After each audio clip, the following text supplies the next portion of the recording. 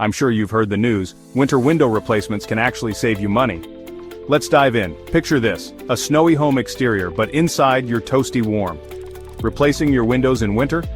It's not as crazy as it sounds. First off, winter is off-season for many contractors, which means you can scoop up discounts and get faster scheduling.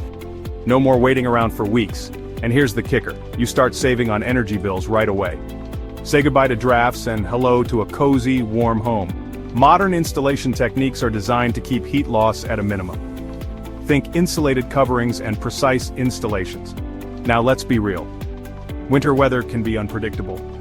You might face some delays, but pros know how to handle it. Extra care is taken to ensure your indoor comfort throughout the process. Curious about how replacement windows actually work? Let's break it down. New windows improve insulation, keeping the warmth in and the cold out. Your heating system won't have to work as hard, which means lower heating costs for you. So imagine this.